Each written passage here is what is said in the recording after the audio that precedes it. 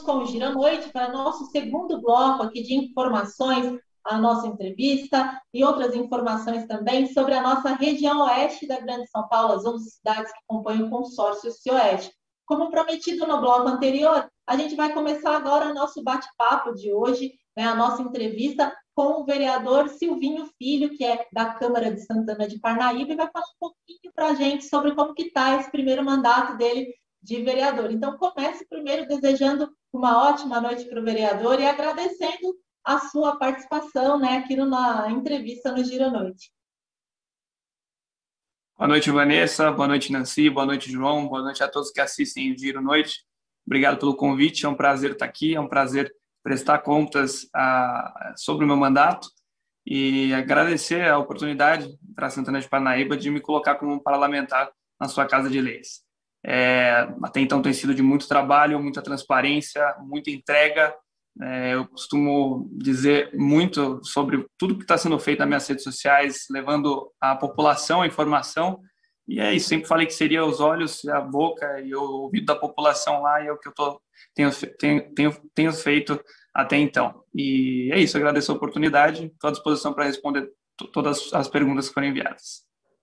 Antes de fazer a primeira pergunta para o vereador, quero só reforçar aqui que quem quiser participar, fazer alguma pergunta ou deixar algum comentário aqui para o vereador, pode fazer através das nossas redes sociais ou através do nosso WhatsApp, que a gente repassa aqui o recado para o vereador. Bom, vereador, então comece perguntando para o senhor, né, o primeiro mandato, né, de vereador, foi sua primeira eleição. Eu queria que o senhor falasse um pouquinho para a gente, né, fizesse um balanço desses quase 5 meses de trabalho. Como que tem sido a sua atuação na Câmara de Barueri e qual que tem sido o foco do seu trabalho?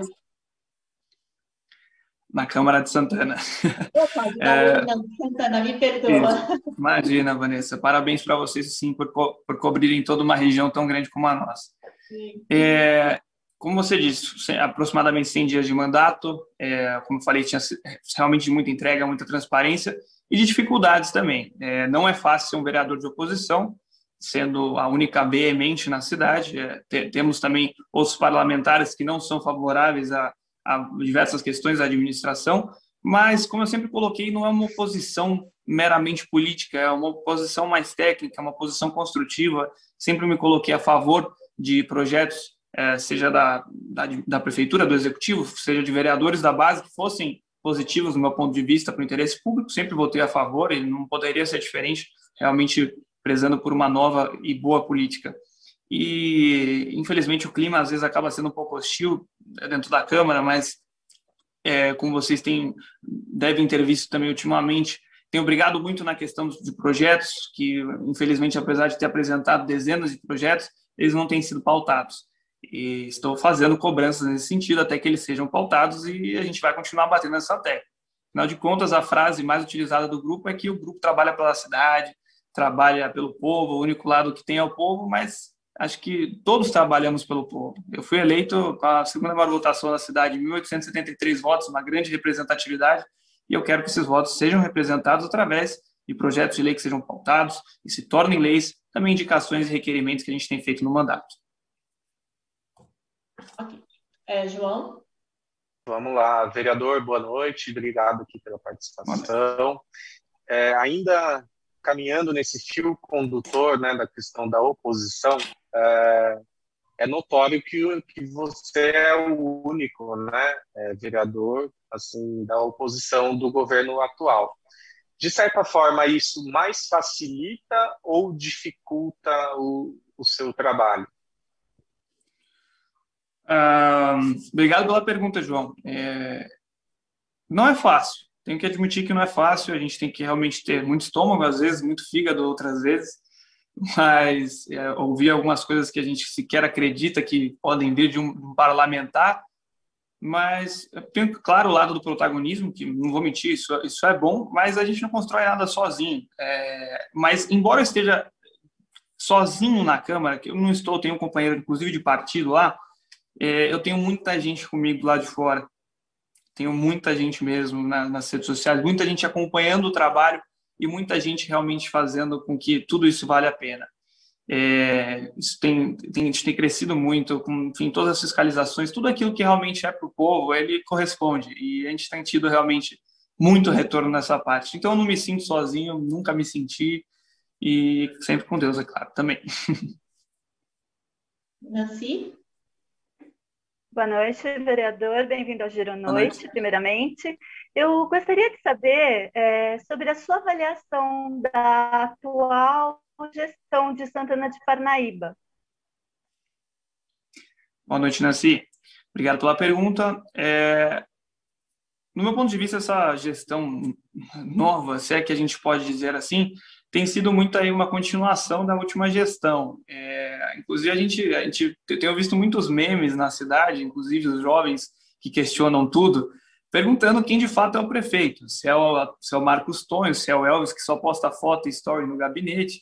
Isso acaba sendo um pouco cômico, né, para não dizer trágico, mas, enfim, é uma gestão que tem dado a continuidade a um trabalho. Tem áreas da cidade que evoluem, né, a gente não é cego, mas também tem muitas críticas a serem feitas, e existe uma questão de não aceitar a crítica também, que continua também da última gestão, a questão de perseguição política, como a questão de não pautar projetos de lei, que eu havia falado até então. A gente sabe de quem é essa ordem, tendo em vista que nós temos hoje uma Câmara totalmente, aí, quase que totalmente, existem exceções, submissa ao Executivo, mas temos parlamentares bons tanto na situação, como se diz, independentes, como também contra. E é isso, mas a gestão tem sido realmente continuado aquilo que a outra prezava, acho que talvez de uma maneira ainda um pouco mais fraca, mas tem continuado. Silvinho, eu queria que o senhor falasse, o senhor não, né? Que você falasse um pouco com a gente. Você falou dessa questão dos memes, né, que surgem devido a essa presença bem intensa do ex-prefeito Elvis César dentro do gabinete.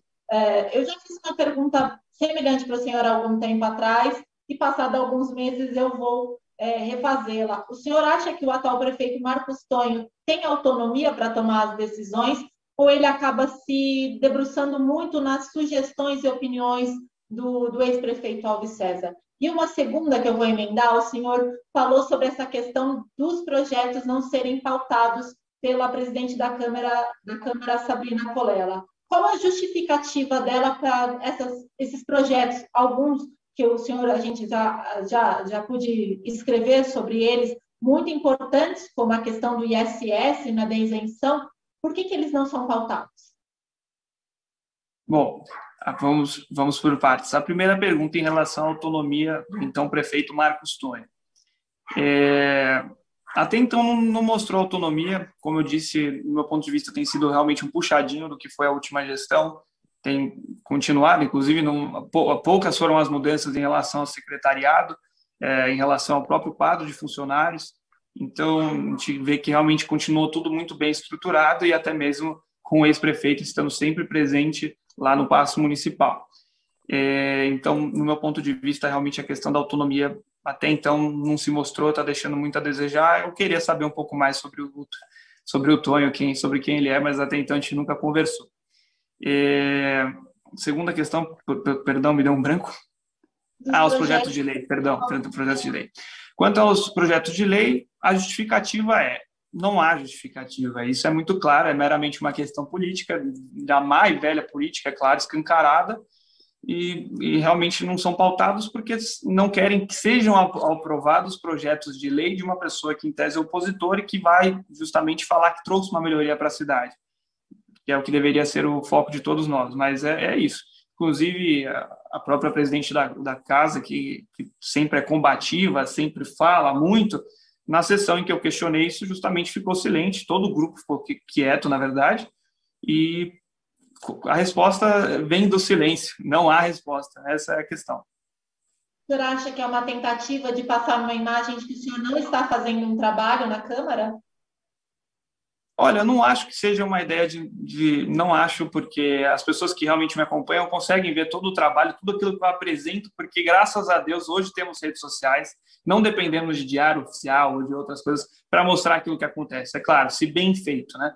E então realmente, graças a Deus, tem uma internet, uma rede social muito grande, tanto no Instagram como Facebook, @SilvinhoPrecioli Filho, onde eu mostro todo o trabalho, mostro a minha entrega diária, mostro as fiscalizações, os projetos, as indicações, os requerimentos, também através do gabinete online. Todo mundo que faz solicitação recebe logo em seguida, de maneira prática e rápida, o protocolo da sua solicitação. Então, sabe que se realmente algo não está sendo feito, é pela questão do executivo e a questão também dos projetos de lei. Eu tenho batido e firmemente nessa tecla até que eles sejam pautados. Se alguém não trabalha dentro dessa questão, a população vai saber quem é e não sou eu nesse caso.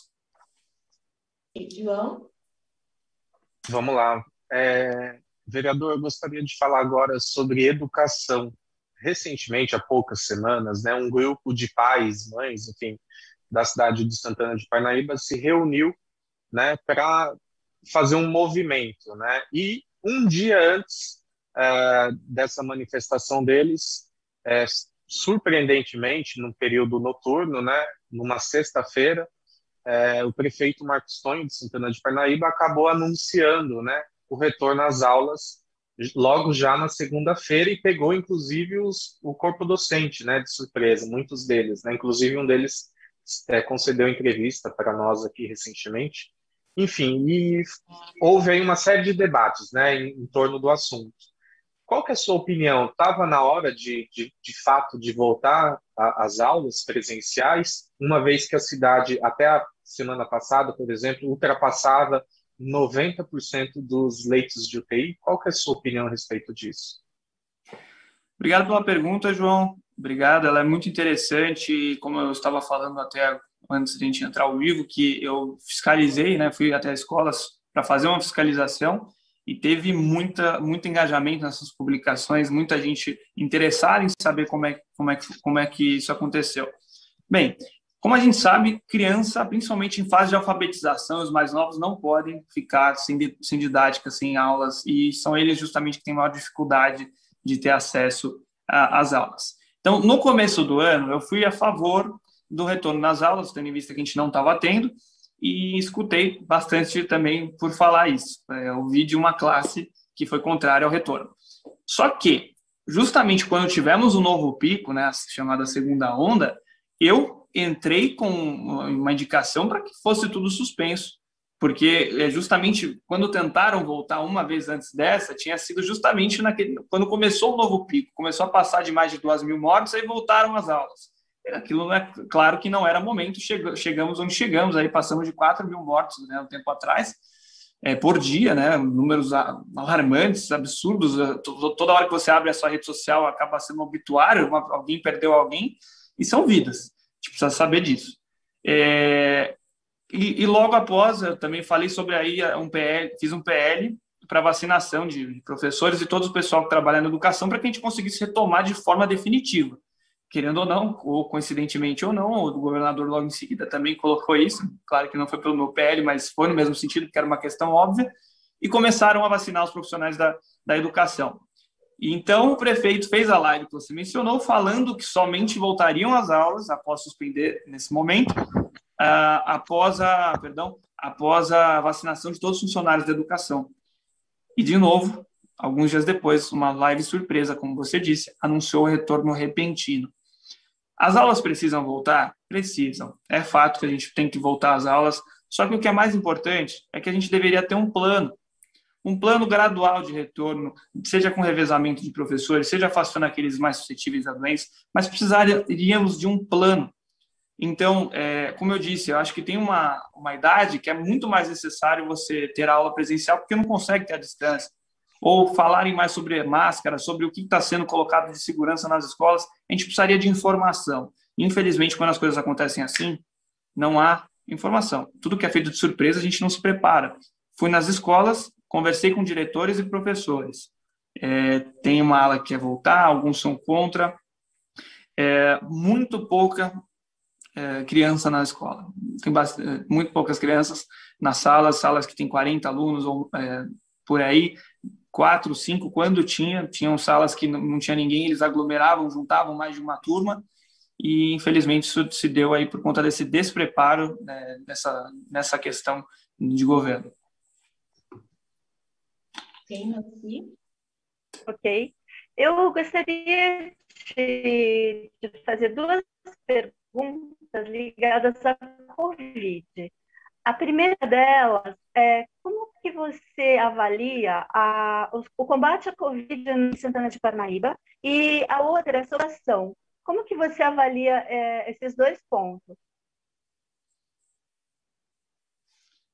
Vamos lá. O combate ao Covid. Em Santana de Parnaíba, o que eu muito critiquei em relação ao coronavírus foi a falta de transparência. Entrei com um projeto de lei para que a gente tivesse o vacinômetro. Não pautaram o projeto de lei, é claro, mas colocaram o vacinômetro lá no começo. Entrei com um projeto de lei para que falassem as pessoas que estavam sendo vacinadas, porque Santana de Parnaíba foi colocada na lista aí de fura-filas do MP, porque teve uma denúncia. Isso não foi feito. E aqui eu mais bati e que eu não entendo até hoje o porquê não temos isso, que é a questão da testagem em massa. Outras cidades na região, como Barueri, por exemplo, disponibiliza aí tendas, não sei se ainda está, mas fez esse serviço durante um bom tempo, para drive-thru, para que pessoas que tivessem sintomas ou simplesmente quisessem fazer uma testagem, hoje o teste é de fácil acesso, fossem até esse local. E Santana de Parnaíba tem condição plena de fazer isso de quaisquer outras medidas. Somos uma cidade com orçamento de 1,3 bilhão e para 140 mil habitantes. Infelizmente, isso não foi realizado. Então, assim, muito mediana, medíocre a questão do combate. Acho que tinha muita coisa que dava para a gente sair na frente, sair da caixinha para fazer. E outras áreas seguiram aí com as demais, com o governo do estado dando as diretrizes, mas em algumas áreas realmente deixa a desejar, principalmente a saúde, que sempre que eu faço pesquisas, enquetes nas minhas redes, é a área mais criticada. Então, nesse ponto, deixa a desejar. A vacinação foi bem organizada, enfim, é até uma coisa relativamente fácil de se fazer. Claro que você tem que prever aquilo de vacina que vem, algumas contas algumas questões óbvias, desde que você saiba algo, mas realmente daria para fazer uma questão muito melhor, principalmente na parte da testagem do coronavírus. Sobre o PNI? Desculpa. Imagina. Desculpa. Não escutei, Nancy, perdão. Sobre o Plano Nacional de Imunização, como que você avalia? Acho que quando você falou isso, seu áudio cortou. Em relação ao Plano Nacional de Vacinação, nós temos aí uma guerra política, está muito clara, presidente com governadores presidenciáveis, vamos dizer assim, deixaram, parece que a saúde da população em segundo lugar e partiram aí para 2022 antes da hora. Tanto o senhor governador de São Paulo como o presidente da República, na minha opinião.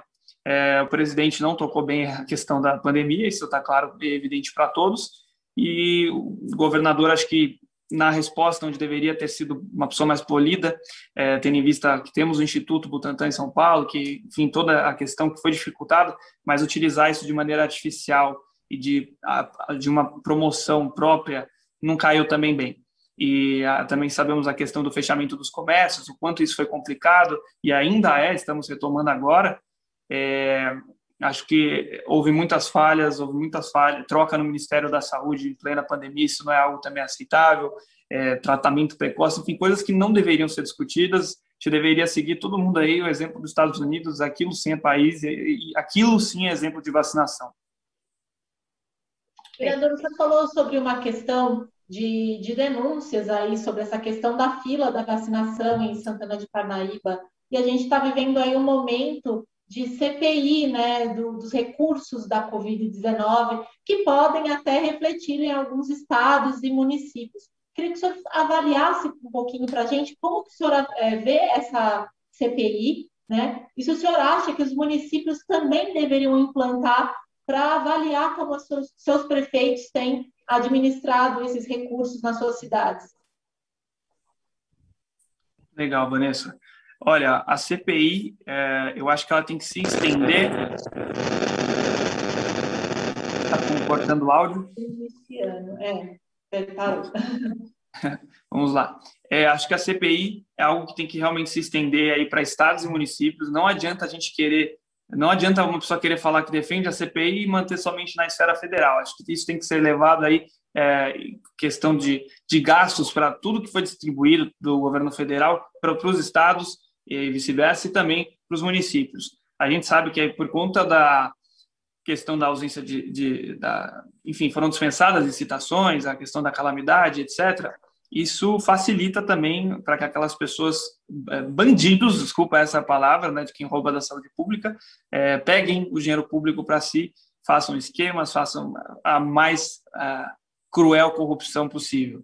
E acho que todas as pessoas têm que ser pegas e muito bem punidas para que isso fique evidente para toda a população brasileira de que aqui realmente não temos, as coisas não acabam em pizza, mas a gente sabe que não é assim. De qualquer forma, tem que seguir, é importante, espero que todas as cidades consigam implantar isso e tudo seja apurado, todos os gastos, da maneira possível, sejam colocados em papel, a gente saiba diariamente, aí, acho que o mais importante é isso, informar diariamente a população daquilo que tem sido feito com recursos, quanto que recebeu, quanto que saiu, para o que saiu, o que foi feito com aquele valor, não é algo tão difícil.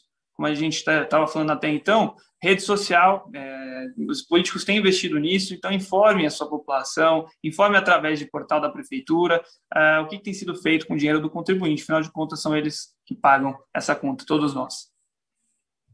Só agradecer, antes da próxima pergunta, agradecer algumas pessoas que estão acompanhando essa transmissão, a gente está vendo aqui que está uma grande audiência, então agradecer o Antônio Santos, eu acho que é Tácito Vinícius Siqueira Júnior, Rafael Carvalho Lima, Jonathan Gomes, Wagner Bueno, Eliane Silva, Caio, Marisa, Jaqueline Andrade, Marisa, Bruna Santiago, José Milton, Regis Alves, tem muitas outras pessoas aqui mandando mensagens e parabenizando aí o trabalho do vereador. Vou até fazer aqui uma pergunta, vereador, que teve aqui uma pessoa que acabou nos induzindo a essa pergunta, não foi nossa, hein? É uma pergunta aqui, eu vou até ler aqui o nome do nosso leitor, que está fazendo uma pergunta bem interessante. Ele... Opa, só um minutinho que saiu aqui. Opa, vamos lá, aqui, cadê? Wagner Bueno. Ele pergunta não, ele faz uma afirmação, né? Que é Silvinho Filho, prefeito 2024. É verdade, Silvinho? Existe essa possibilidade aí, depois de um primeiro mandato como prefeito, como vereador, o senhor tentar uma disputa para prefeito? Mandar um abraço para todos que estão comentando, todos que estão acompanhando, meu muito obrigado, agradeço ao Giro mais uma vez. Vanessa, é uma possibilidade que está na mesa, realmente a gente tem várias possibilidades, vocês mesmos já fizeram uma entrevista perguntando a respeito de 2022, se eu seria candidato ou não, também não descartei essa possibilidade, e o que a gente tem que fazer é trabalhar para que cada vez mais pessoas sejam impactadas com o nosso trabalho, desde que de maneira positiva, é claro.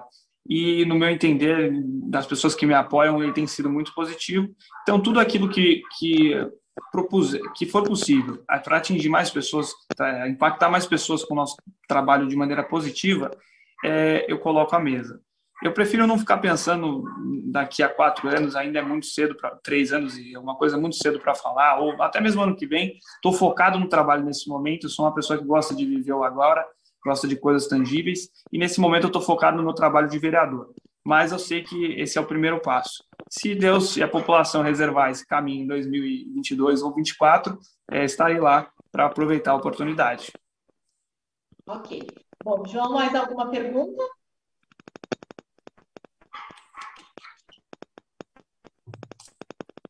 Tem, Vanessa, na verdade eu queria... Oi, estou ouvindo sim. Eu teria várias perguntas. Eu vou perguntar mais uma última questão aqui nesse universo da Covid, enfim. Vereador, esperamos, né, e tudo leva a crer que quando essa pandemia passar, né, nós vamos precisar aí ter um grande projeto de retomada econômica, tanto na esfera nacional, estadual e principalmente também regional. E com mais de 50 mil estabelecimentos fechados até o momento, no estado de São Paulo, o senhor tem em mente ou em pauta algum projeto com relação à retomada econômica, de emprego, renda, enfim, e também, aproveitando, né, uma outra questão importante que já tem, né, sido discutida por especialistas é referente às sequelas causadas pela Covid. também há algum projeto em relação a isso, uma vez que o senhor fez duras críticas aí, né, baseado no que o senhor recebe de informação do seu eleitorado sobre a questão da saúde na cidade de Santana de Parnaíba. Então, essas duas perguntas. Bem, vamos lá.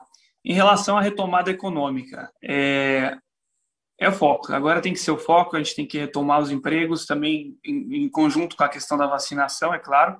Temos que retomar empregos e acho que eu tenho apresentado, inclusive, projetos de lei nesse sentido. Acho que o caminho para a administração pública vai ser dar maior liberdade para os empresários, para as micro e pequenas empresas, principalmente.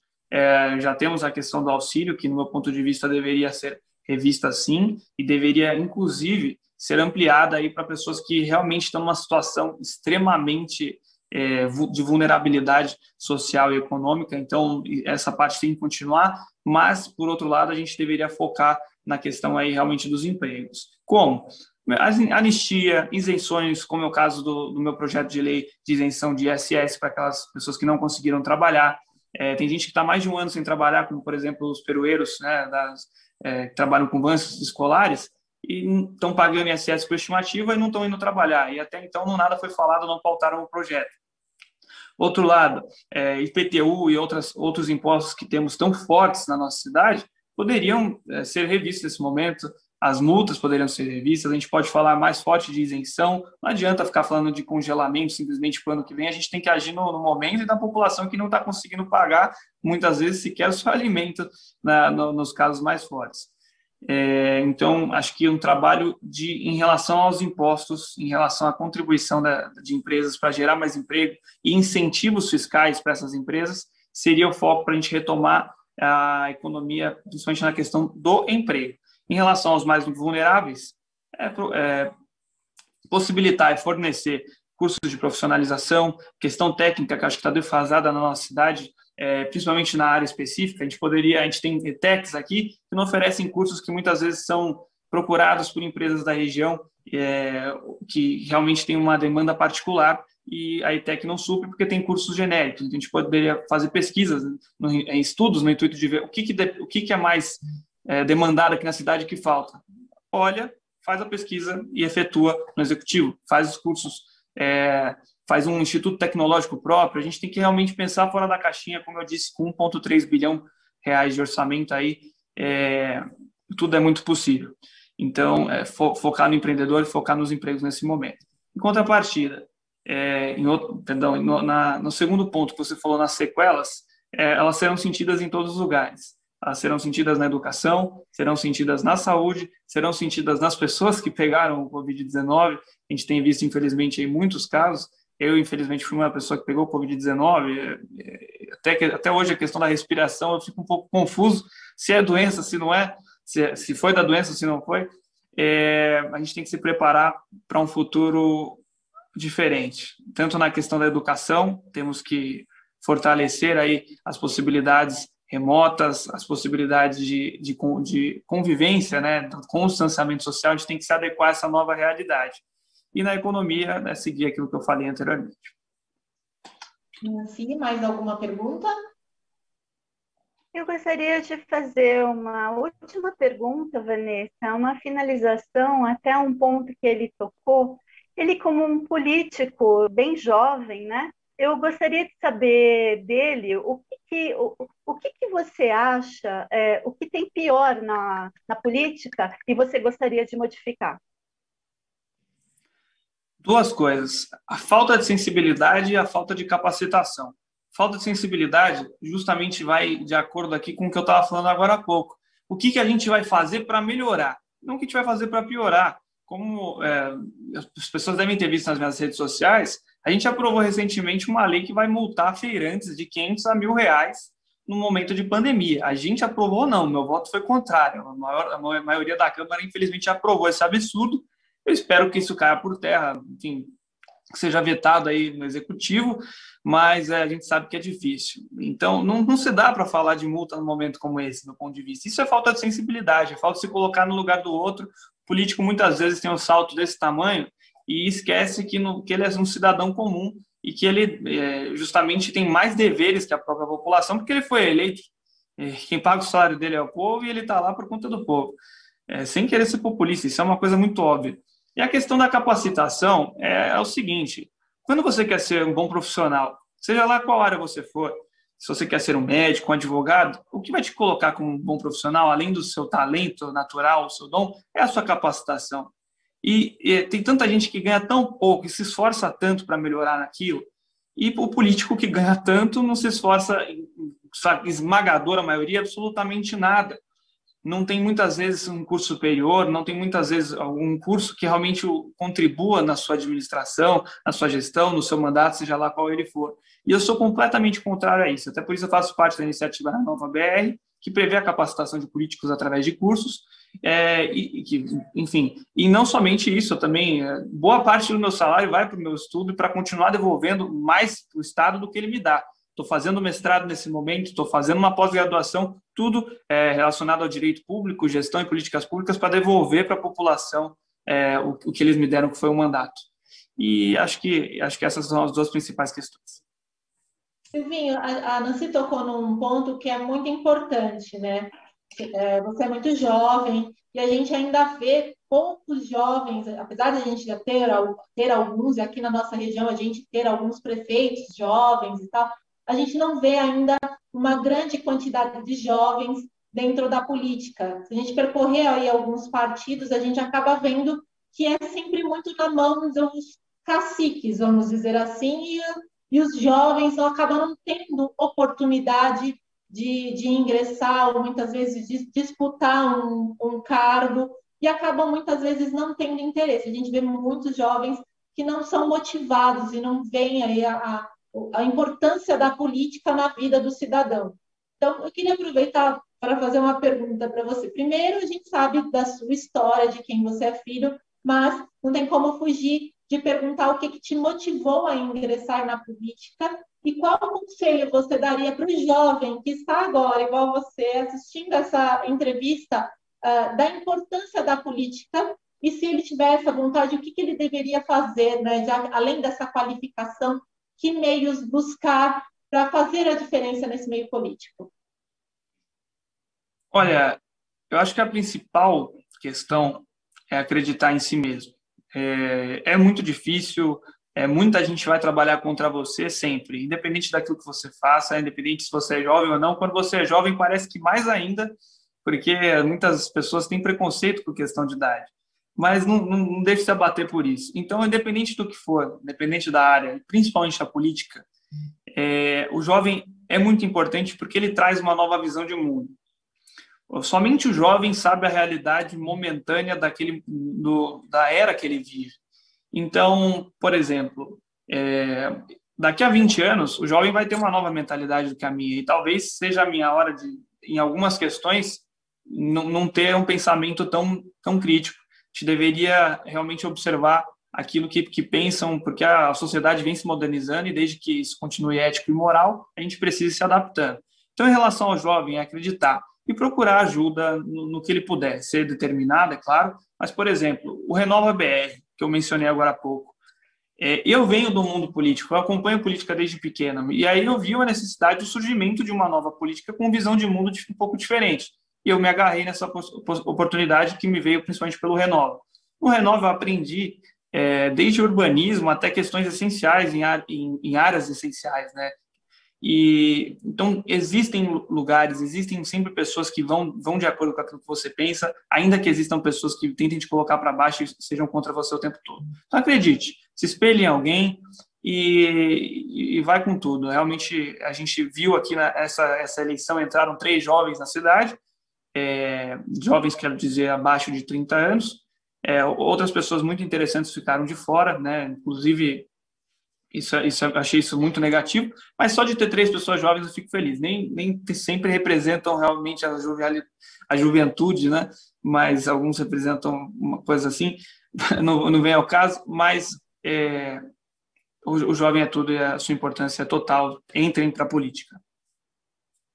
E o que motivou o senhor especificamente? O senhor acompanha desde criança, desde pequenininho a política, mas o que incentivou a sua disputa? Porque numa entrevista uma entrevista com o seu pai, antes de você confirmar a sua candidatura, ele ainda disse para mim que, se fosse da vontade dele, ainda não era o momento, que você deveria esperar um pouco mais de tempo. Mas o que motivou e que argumento que o senhor usou para convencê-lo de que era o momento? Olha, foi tudo, na verdade, muito natural. Desde pequeno, realmente, eu acompanho política, como você disse. Desde que eu nasci, basicamente, eu estava no palanque com a minha mãe.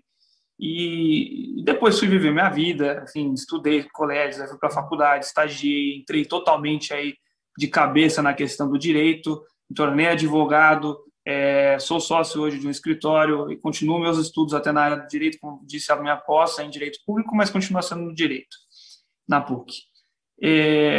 O que me motivou foi realmente ver o quanto a política impacta a vida das pessoas e o quanto somente por ela nós conseguimos nos mover como sociedade. Sem a política a gente não vai a lugar nenhum. E quando não há diálogo, não há política, enfim, há muita questão do que a gente vê hoje.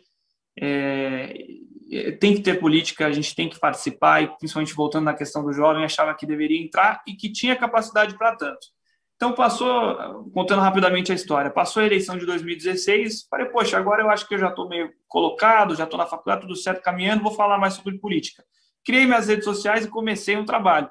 E esse trabalho aí, ao longo de 4 anos, ficou muito grande. Cortou o som. Esse trabalho, ao longo então, de 4 anos, ficou muito grande, realmente cresceu muito, muita gente me acompanhando, etc. E isso foi possível. Isso possibilitou uma candidatura com autonomia mesmo diante das dificuldades. É claro, acompanhar meu pai sempre foi algo muito positivo em termos de gestão, é uma pessoa que admiro muito nessa área, e também de ter visto a nova necessidade aí de uma política nova, moderna, surgir no nosso país e abraçar essa causa. Mas juntou tudo isso e está aqui o Silvinho Filho. Silvinho, eu sei que meus colegas teriam ainda outras perguntas para fazer, mas o nosso tempo acaba sendo meio apertado. Então, primeiro eu queria agradecer a sua participação, já deixar aqui aberto um próximo convite para a gente abordar outros temas, falar um pouco mais ainda sobre o trabalho na Câmara, mas aproveitar esse momento aqui final para o senhor mandar, né, para você mandar uma mensagem aí para quem está em casa, para o seu eleitor, para quem está assistindo, né, o morador aí de Santana de Parnaíba, uma mensagem do vereador Silvinho Filho. Olha, minha mensagem, não somente para Santana de Parnaíba, mas acho que para toda a região, todos aqueles que acompanham o Giro, independente da cidade, independente até mesmo do estado que você é a importância de acompanhar a política. Acompanhar a política também local.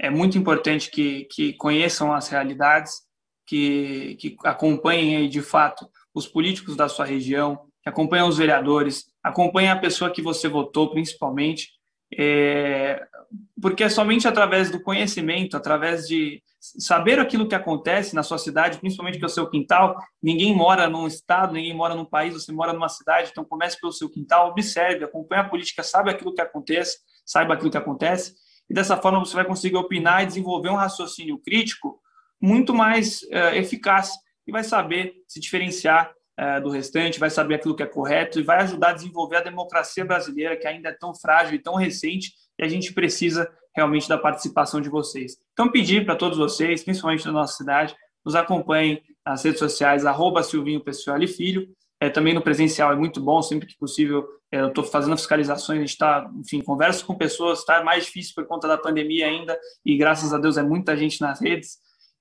mas sigam acompanhando, acompanhem vereador, deputado estadual, federal, prefeito, governador, presidente, senador, acompanhem. Isso é o mais importante. Vocês precisam estar de olho e precisam saber da realidade. Obrigado a todos. Muito obrigado pela oportunidade mais uma vez do Giro, e todos que assistiram, um grande abraço. Obrigada, viu? Mais uma vez, vereador, uma boa noite para o senhor. Mais uma vez, obrigada pela participação. Bom, essa foi a entrevista com o vereador Silvinho Filho, vereador de Santana de Parnaíba, que falou um pouco para a gente sobre o trabalho lá na Câmara de Santana de Parnaíba. Tá? A gente vai para mais um rápido intervalo e na volta a gente traz aí muitas outras informações sobre a região oeste da Grande São Paulo. Então não saia daí que a gente volta já.